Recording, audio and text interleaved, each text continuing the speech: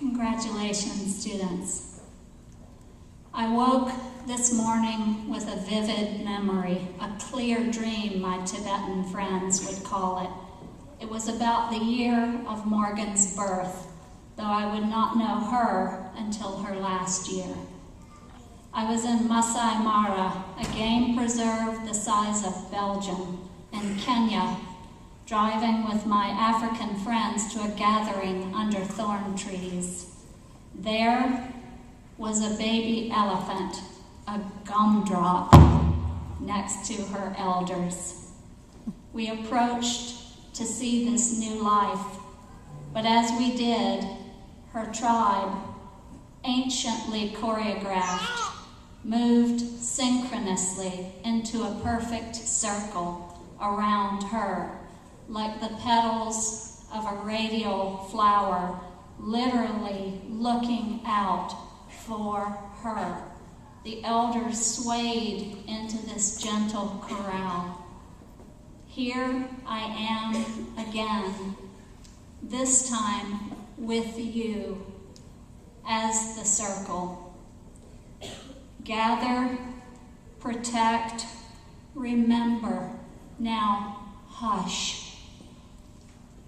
In the beginning, there was fear. On October 17th, 2009, Morgan Harrington disappeared.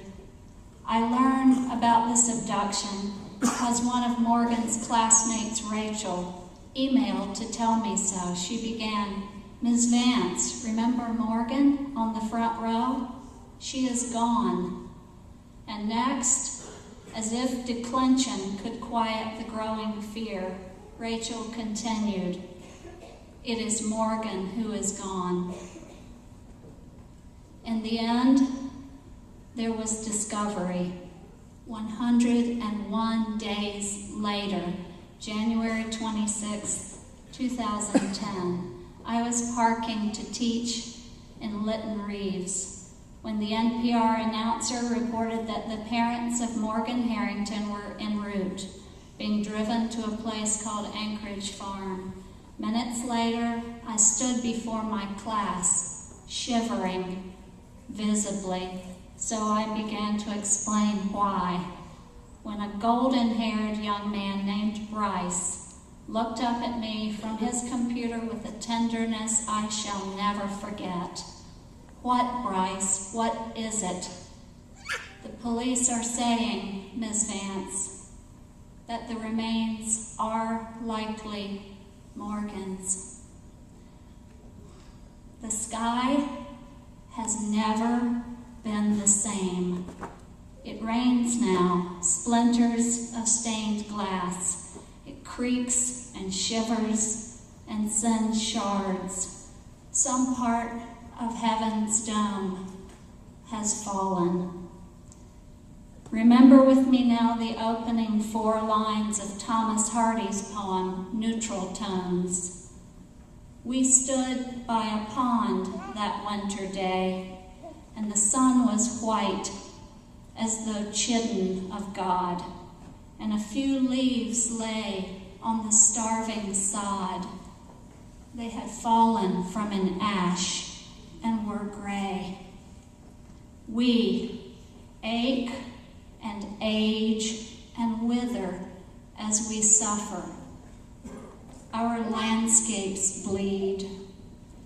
But I taught Morgan, who was my front row girl, that our very nature is creative, that the creative process, like nature, abhors a vacuum. When Morgan was alive, God, she was beautiful. I place her outward beauty in a class with Princess Grace of Monaco, Catherine Deneuve, Elizabeth Taylor. As an artist, I would say that all of these beautiful faces are so magnetic, not because of flawless features, but because of a beauty, a kind of joy, like a secret, hinted in their expression. Morgan had that deep kind of beauty. She had caught the scent of happiness and she was on its secret trail. She was only 20. No doubt in relaxed moments she was girlish, carefree. But I can tell you about the path she was on, the places she had charted.